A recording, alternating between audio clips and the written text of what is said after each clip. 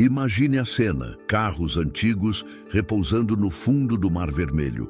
Um achado assim, se verdadeiro, poderia estar diretamente ligado ao episódio bíblico da travessia daquele mar. Dizem que o oceano guarda seus segredos, mas e se um desses segredos estiver prestes a vir à tona? Recentemente, investigações científicas e relatos arqueológicos reacenderam o interesse por esse antigo mistério. Não estamos falando de meras especulações, mas de estudos reais, análises geológicas e experimentos científicos que aproximam, como nunca antes, os relatos da fé dos instrumentos da ciência moderna. Enquanto algumas alegações populares falam sobre rodas de carroça egípcias submersas e colunas hebraicas no fundo do mar, essas imagens continuam sem respaldo científico confiável. No entanto, novas pesquisas realizadas no Golfo de Aqaba trouxeram à luz evidências muito mais sólidas. Cientistas da Universidade de Miami descobriram ali poças de salmoura altamente salinas e sem oxigênio, conhecidas como Death Pools. Nesses ambientes extremos, qualquer criatura que adentra essas águas morre instantaneamente, e os sedimentos permanecem preservados de maneira impressionante. Esses depósitos funcionam como cápsulas do tempo naturais, armazenando registros ambientais de até 1000 anos atrás. A importância desses achados vai além da biologia marinha. Eles fornecem aos arqueólogos bíblicos uma nova lente para explorar eventos antigos. Afinal, sedimentos intactos podem contar histórias de tsunamis, alterações climáticas e talvez até movimentos populacionais que coincidem com o relato do Êxodo. É como se o próprio mar tivesse escrito um diário, guardado as 7 chaves até os dias de hoje. Paralelamente, um estudo do Centro Nacional de Pesquisas Atmosféricas dos Estados Unidos sugeriu que um vento forte, constante e direcionado poderia, sim, ter criado uma travessia temporária sobre o leito de um corpo d'água raso. Segundo os modelos, ventos de mais de 95 km/h por cerca de 12 horas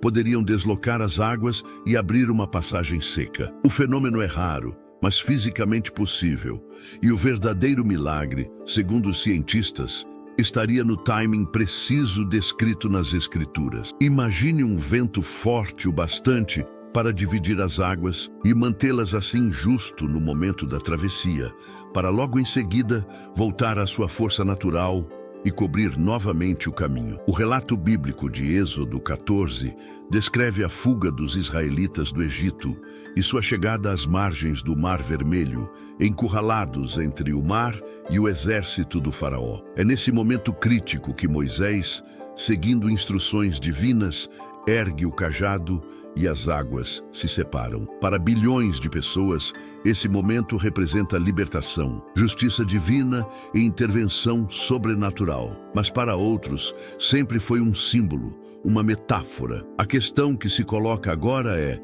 e se for mais do que uma alegoria?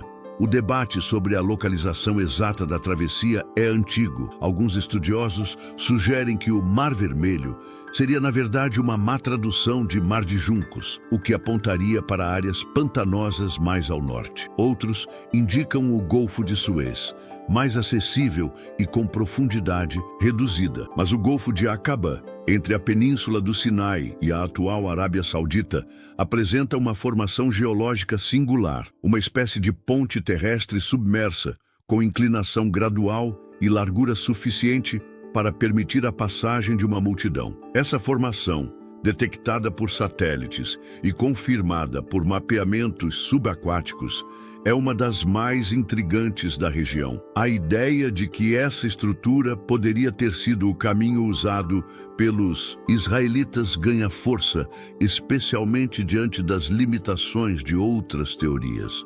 O Golfo de Aqaba, embora mais profundo em certas áreas, possui trechos com plataformas elevadas que, com recuo das águas, poderiam ser atravessáveis. Além disso, Esse caminho coincidiria com as rotas migratórias naturais, observadas em registros antigos e com inscrições descobertas em locais da Arábia que mencionam o Deus de Israel, o que levanta a possibilidade de que grupos hebreus tenham realmente passado por ali.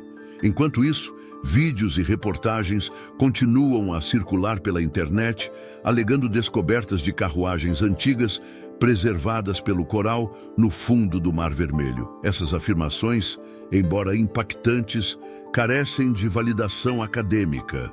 Ainda não há artefatos extraídos, fotografias científicas ou estudos revisados por pares que corroborem essas versões populares. Mesmo assim, o interesse não para de crescer. Documentários independentes e canais alternativos de arqueologia têm explorado esses temas com dedicação e grande audiência. Há também uma camada espiritual e filosófica nesse debate. O que significa encontrar provas físicas de um evento bíblico? Isso fortaleceria a fé ou a reduziria a um fenômeno natural? Para muitos, a resposta está na convergência. A fé e a ciência não são rivais, mas aliadas na busca pela verdade. A ciência pode explicar o como, mas a fé nos conecta ao porquê. E talvez seja isso que torna esses achados tão poderosos. A tecnologia atual tem permitido avanços extraordinários. Drones subaquáticos, inteligência artificial,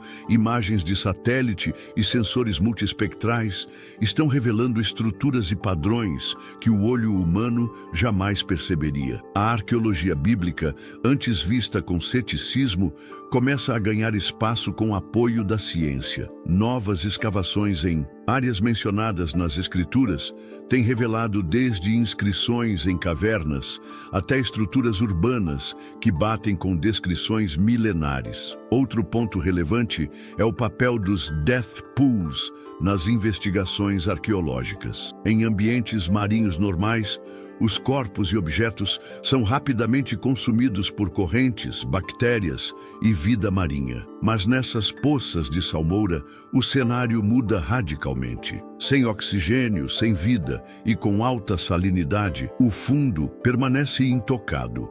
É como se o tempo parasse ali. Cientistas acreditam que escavar esses sedimentos pode revelar sinais de desastres naturais, guerras e possivelmente eventos bíblicos dramáticos, como o afogamento de um exército. Essas descobertas estão ajudando a resgatar a credibilidade da arqueologia bíblica, que por muito tempo foi vista como terreno de amadores ou crentes sem base acadêmica. Hoje, universidades renomadas estão abrindo departamentos específicos, financiando pesquisas interdisciplinares e incluindo textos bíblicos em análises históricas. A fronteira entre mito e história nunca esteve tão tênue, e mesmo que os arqueólogos nunca encontrem uma roda de carruagem egípcia em perfeito estado, o impacto dessas investigações já é real. Elas estão reconfigurando a forma como enxergamos o passado. Os eventos do Êxodo,